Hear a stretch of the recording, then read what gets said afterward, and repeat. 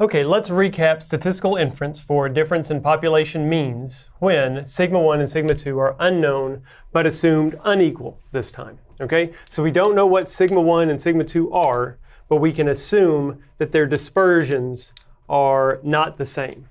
Okay, whatever they are, we don't know what they are, but we assume that they're not the same. Okay, so statistical inference, again, that implies both confidence intervals and hypothesis testing. Okay, so let's just start talking about, I guess, so we're going to collect a sample of size N1 from population 1. Okay, it's going to have a sample mean and it's going to have a sample standard deviation.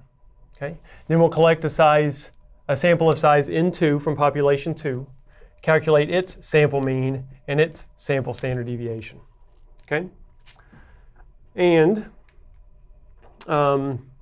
so the distribution, the sampling distribution for the difference in sample means still has mean mu1 minus mu2, okay? But its standard deviation is something that's a little bit different than it was whenever we assumed that the standard deviations of the populations were equal to each other, okay? And that is this, s1 squared over n1 plus s2 squared over n2, and we take the square root of that. Okay, that is our estimate for the sampling distribution standard deviation when the standard deviations of these two populations are unknown and assumed to be unequal to each other. Okay, since we're using s in place of sigma here, we're going to use a t distribution. Okay, then we're going to use the t distribution for our test statistic and also for our measure of confidence in the confidence interval. And we have to have a certain number of degrees of freedom to go along with that t distribution, because we have a different t shape for our distribution depending on the degrees of freedom. But here, the calculation of the degrees of freedom is really messed up. Okay, this is not at all easy to remember. Let's see if I remember it. S1 squared over n1, all of that squared. Okay, nope, I've already messed up. Okay, go off the script, everyone. This is a lesson for all of you at home. Go off the script. S1 squared over n1 plus s2 squared over n2, all of that squared. That's in the numerator. In the denominator, we have s1 squared over n1 squared divided by n1 minus 1 plus s2 squared over n2, all of that squared over n2 minus 1. Okay, that's just the degrees of freedom calculation. Okay, it's nasty, but it has to be done. Okay, a lot of room for error here. Okay, you could easily make a mistake in just a little piece of this. Okay, so it's important to take your time whenever you're doing this calculation, either in Excel or with a calculator or whatever you might be using. Okay, this is going to probably be non-integer. Odds are slim that you're going to work all this out and it's going to be an exact integer. Okay, it's probably not going to be an integer, so you're going to round down to the next lowest integer value and then use that as the degrees of freedom. Okay, so now let's look at the confidence interval. The confidence interval for the difference in population means. Okay, confidence interval, as always, we start out with a point estimate.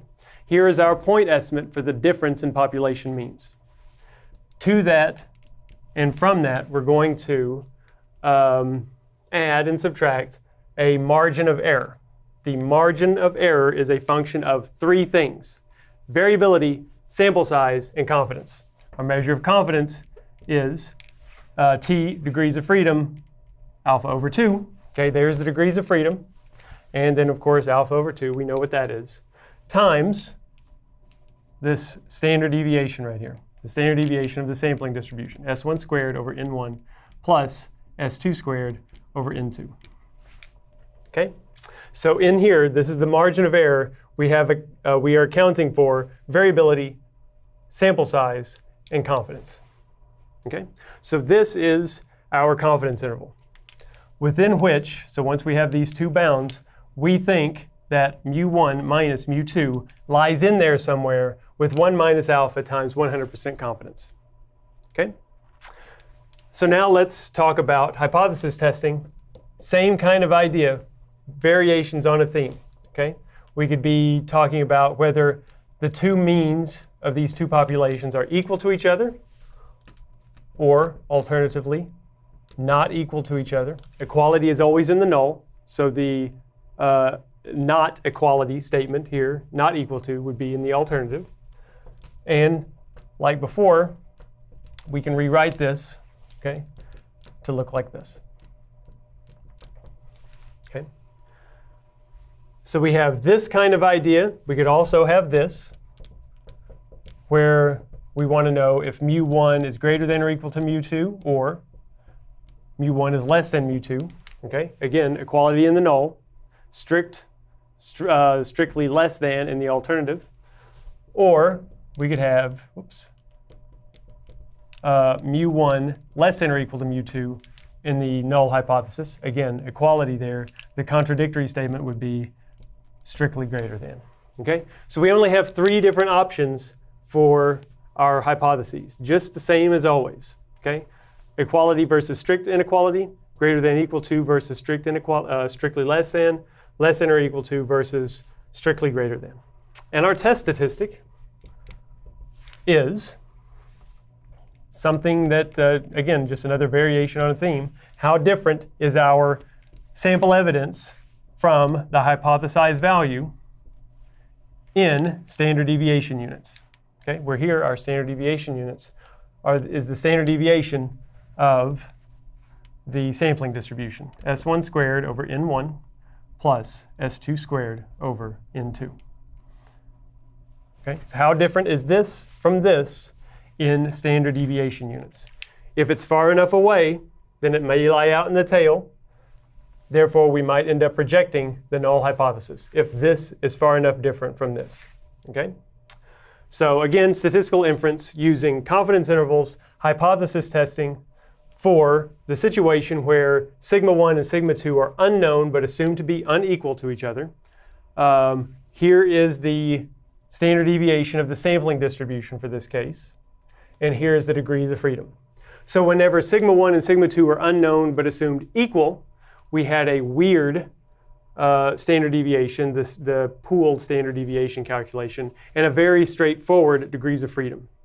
Now that we're assuming that the sigma 1 and sigma 2 are unknown but assumed unequal, we have a fairly straightforward standard deviation calculation and a really weird degrees of freedom calculation. Okay, so we just have to keep those straight depending on whether we're assuming the dispersions of these two populations are equal to each other or not equal to each other. And we'll talk a little bit later on about an F-test that will help us figure out whether they are equal to or not equal to each other.